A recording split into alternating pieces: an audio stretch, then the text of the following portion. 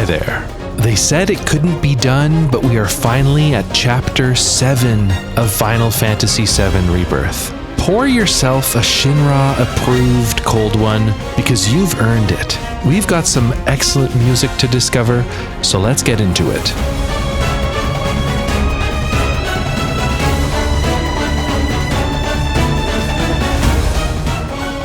Following another much-needed night's rest, the party resumes their search of the man in black. But before they can even leave Johnny's inn, they're accosted by a familiar face.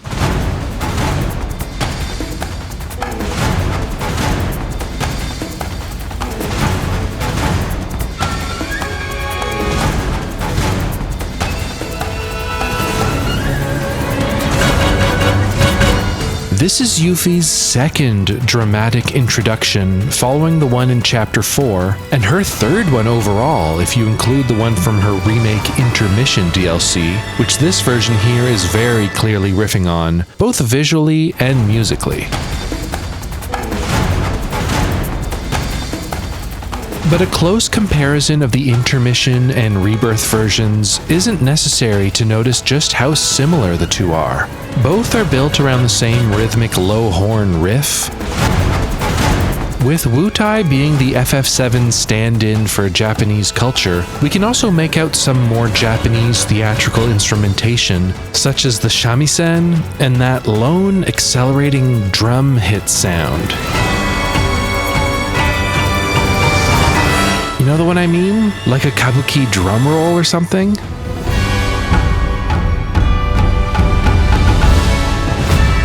What's that called? ビデオを見る日本人がいれば、コメントでこの楽器を説明してお願いします。But Cloud's blasé, cool-headed response to her intro isn't what Yuffie expected, and so the piece then matches Yuffie's faster, more desperate energy as she chases the party down.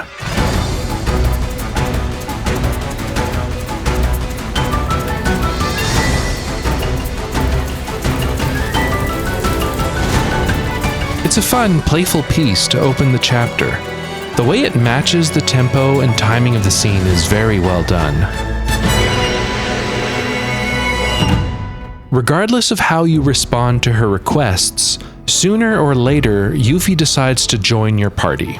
Her formal introduction is paired with Shotaro Shima's main remake intermission arrangement of her theme.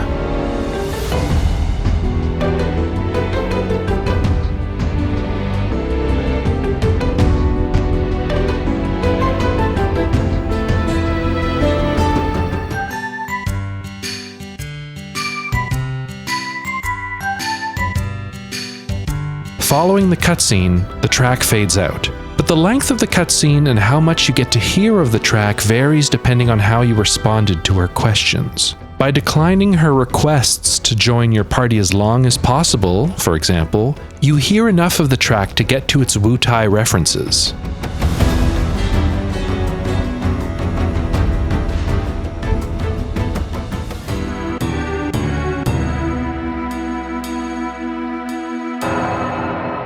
Once the materia thief joins the party, we can continue our quest of trying to leave the Seaside Inn, which again proves more difficult than expected. Walking an additional 25 feet causes us to hear a lovely accordion tune coming from the small stage near the alleyway to Johnny's.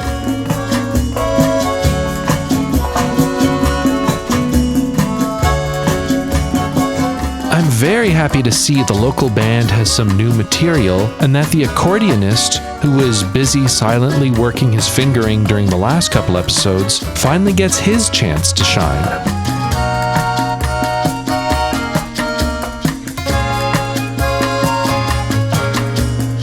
No, but this is quite a nice piece. As far as these diegetic, less personal, and possibly taken from a pre-existing sound library tracks go, this one is easily my favorite we've come across. Although, wait a minute.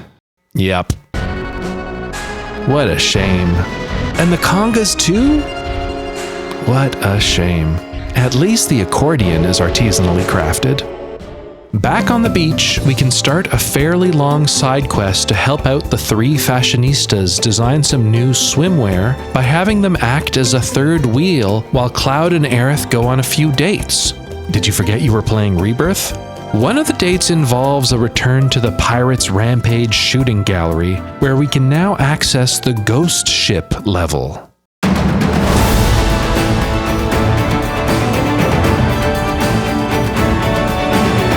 This is very similar to the original arrangement we heard in Part 26, although with suitably more intensity.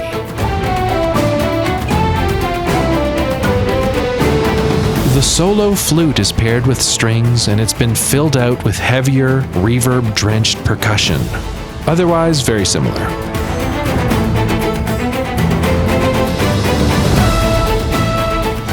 That same side quest temporarily takes you outside of Costa del Sol to search for seashells on a nearby beach. To get there, you hop on a Corel region chocobo, and hey, regional chocobo themes. It's been a while since we've heard one of those.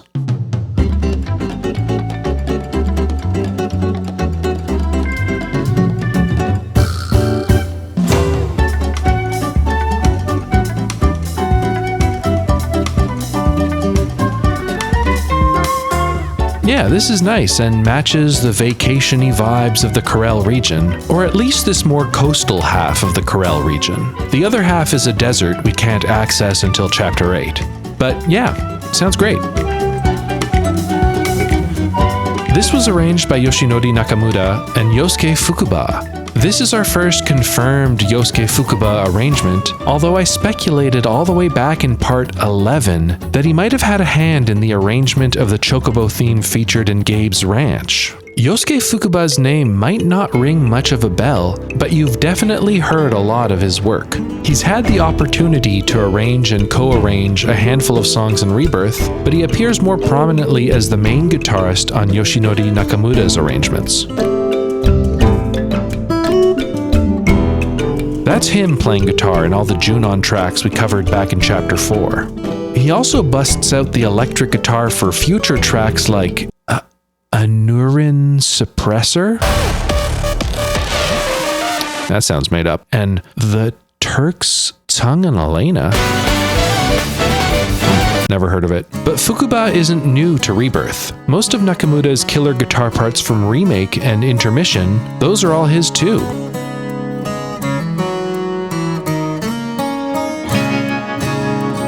Yes, even Johnny's theme.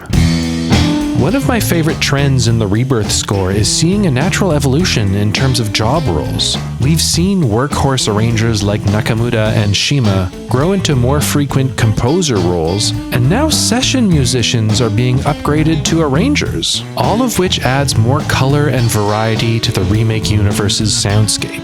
I hope this continues to escalate in Part 3 and we get some inspired, Icicle Inn arrangements from Shima's bassoonist. Reaching your destination causes Remake's Collapsed Expressway to play.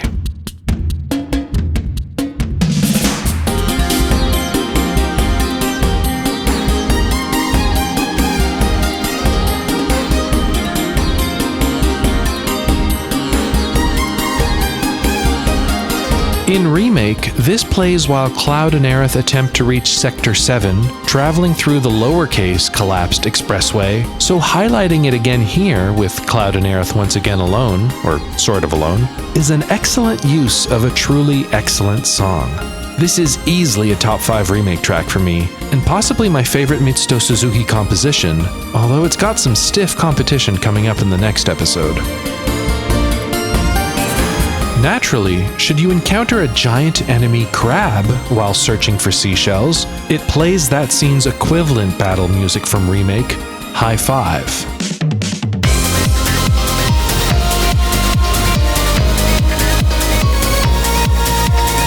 We covered High Five back in Chapter 4, so I won't spend any more time on it, although it too is a possibly top 5 best Remake track. Right?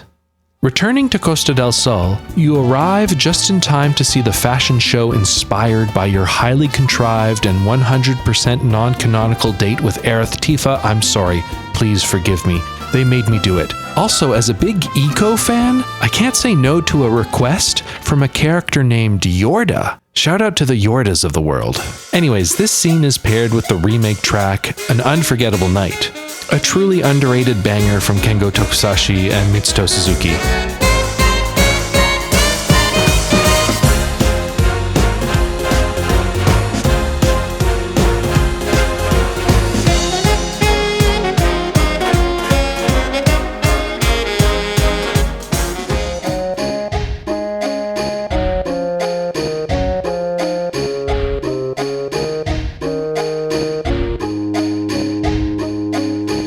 The track suits the mood of the scene and feels doubly appropriate, as following the fashion show we can catch up with some old friends from Wall Market. Long time no see! They tell us about a new gym they've set up smack dab in the middle of the Corel region, and that we should come check it out. Cool, can do. And so it's time to say goodbye to Costa del Sol for real, at least for several chapters. For now, it's time to explore the Corel region proper. We're going to do it on foot so that we can hear its new region theme.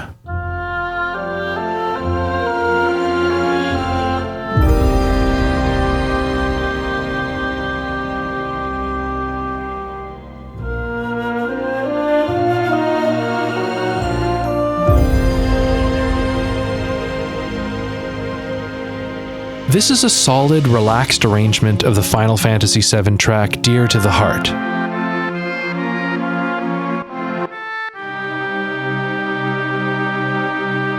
We looked at a more subtle variation of the theme at the end of the last chapter.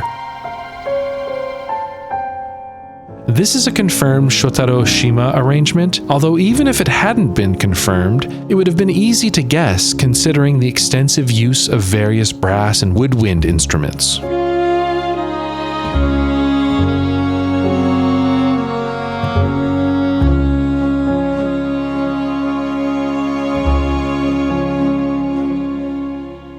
That pulsing instrument line, is that a clarinet? Gives the piece a refined and uncommon cadence.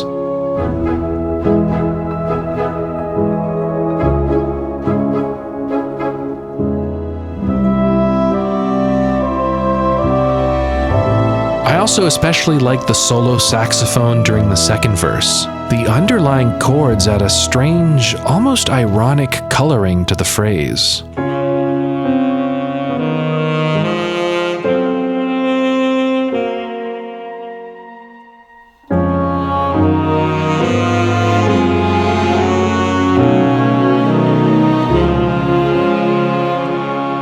Moments like these help convey the somewhat strange nature of this smaller Corel sub-region. This area has the awkward task of bridging the warm coastal climate of Costa del Sol with the rockier, more inland, mountainous geography of Mount Corel and eventually the Corel Desert. It feels like a very big, liminal space with not a whole lot going on until you reach said mountain.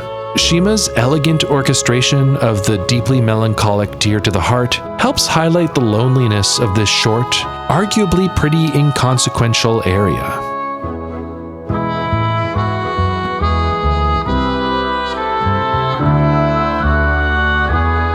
Like with all open world regions, once you've activated enough of Chadley's precious Ubisoft towers, the area theme's arrangement subtly changes.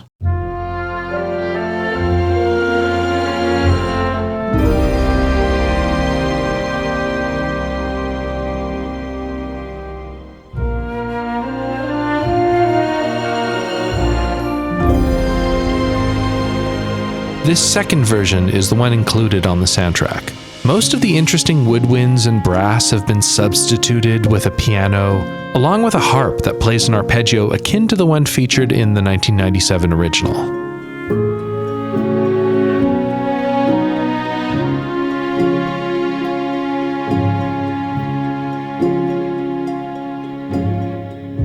The overall mix conforms much more with a typical Shima arrangement than the more inventive pre-Remnawave tower version, so personally I prefer the preceding one. The loss of the solo saxophone in the second verse is a pity, but it's been replaced with spacious synth tones that offer a potential moment of reflection.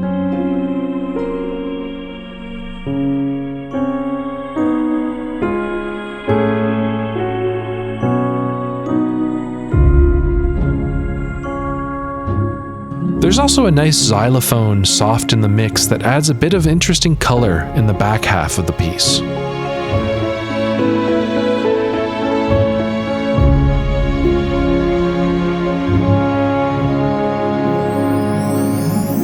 Upon encountering an enemy within the region, the piece dynamically transitions to its battle variant, and oh boy, it's a good one.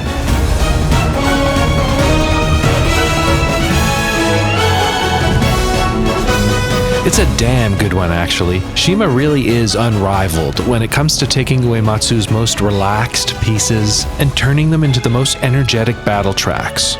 We've heard him electrify the FF7 main theme, the Mithril Mine theme, and now Dear to the Heart.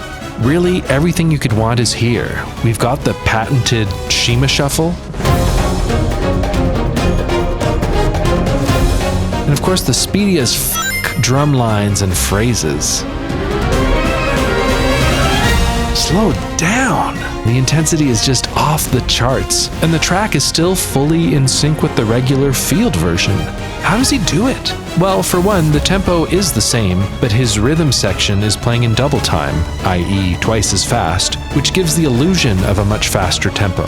He's also changed keys, going from major to minor, which adds a natural sense of urgency and disruption, which means that when you hear the now familiar Dear to the Heart melody and its new brass counter harmony, it's loaded with so much more tension.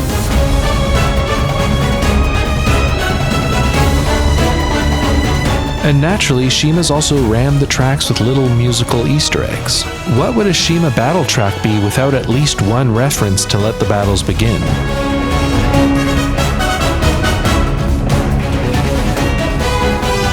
And then there's an even sneakier reference to it in there too.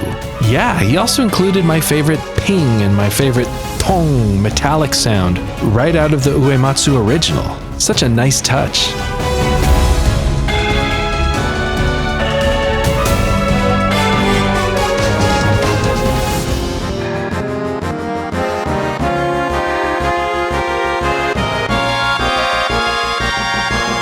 And with Corel being closely associated with Barrett, it's only fair that he would get a little nod in there as well.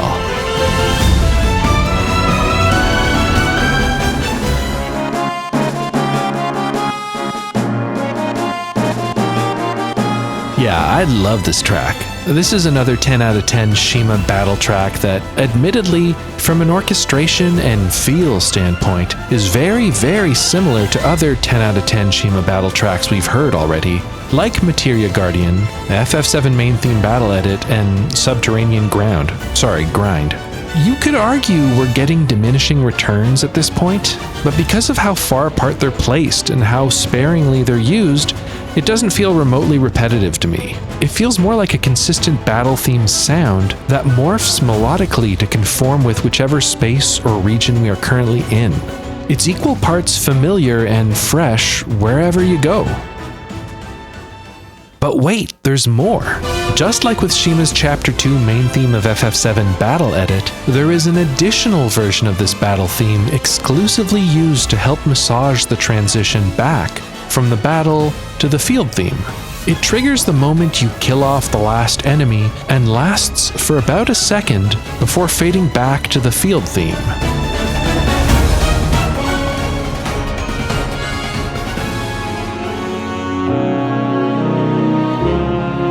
Because the battle version is in an urgent minor key, while the field version is in a somewhat soporific major key, this transition layer is kind of like a blend of the two, by giving you the electrifying battle arrangement, but in a major key.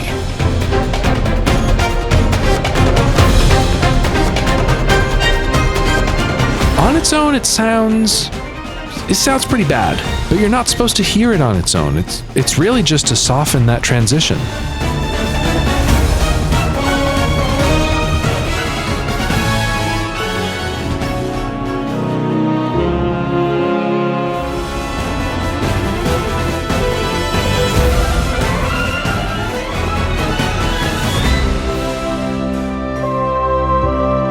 Just like its implementation in the Chapter 2 Grasslands track, I think it's really cool they are experimenting with pretty unique, dynamic audio systems that I've never seen before in a game.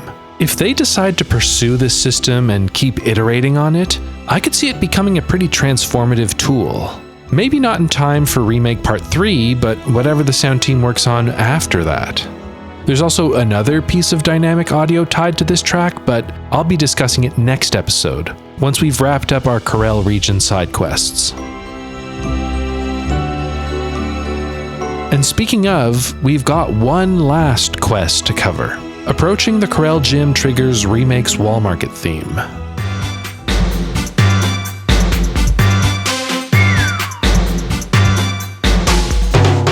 This is a very special episode because we get to hear my favorite Mitsuto Suzuki remake track in the form of Collapsed Expressway, but also my least favorite in this one here.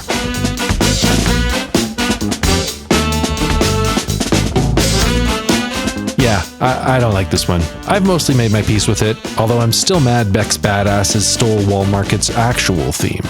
I also don't know how much of my dislike of this piece is tied to not being able to hear its opening melody without also thinking of A Whole New World from the 1992 Disney hit musical Aladdin. Yeah, thanks for that one, Suzuki. More interesting, however, is that once you agree to deal with a few of the close-minded monsters hanging around the gym property, it triggers an all-new battle variant of the Wall Market theme.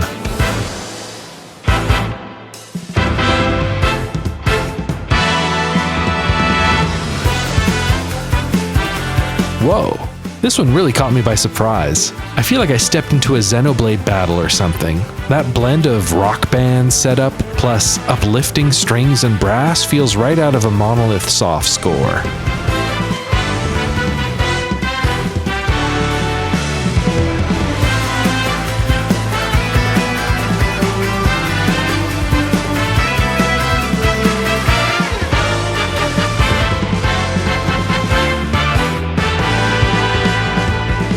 Unlike the regular Corel battle theme, there are zero dynamic transitions with this one, meaning every time you start a fight, you hear the battle version's intro.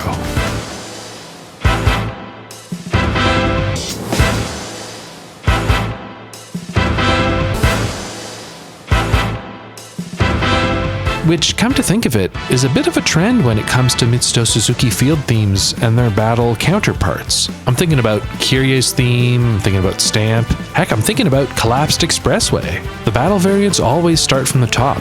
In all those cases, it was Naoyuki Honzawa who made the battle variants. This one here doesn't really sound like a Honzawa arrangement, but I suppose it could be him.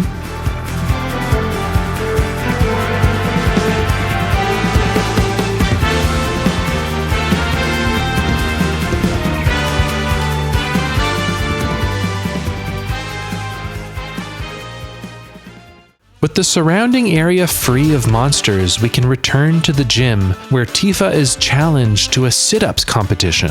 The accompanying music is likely to trigger some PTSD if, like me, you also spent way too long on this minigame in Remake.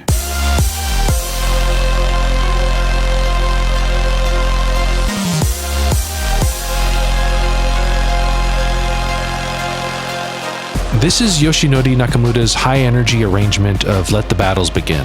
Divorced of its stressful context, it's pretty cool, but no, sorry, I have to play this section muted, at least on the higher level challenges.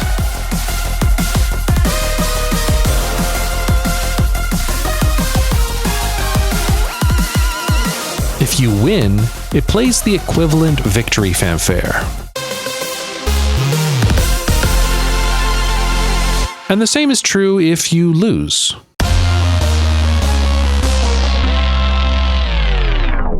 Okay, we have now completed all of the side quests and open world activities that we can access in this half of the Corel region. It's finally time to head to Mount Corel. Make sure to pack your best hiking boots and some good-ass headphones, because we have some serious jams coming up at the beginning of the next episode.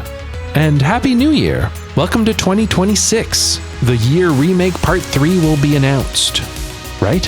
I had wanted to make a big end-of-year best-of video, but I simply did not have the time. Instead, I made a write-up over on my Patreon discussing my top 7 favorite uses of music in games from 2025. I made it a free post, so you don't need to be a patron to read that one. I also recently made a paid post with some of my goals for the channel in 2026. Changes and improvements you'll hopefully start to see in the weeks and months to come. Either way, I encourage you to check out the Patreon. This Rebirth series would not be able to continue without your wonderful support. I'm so grateful to everyone who can back it. Alright, talk to you soon. Take care. Bye.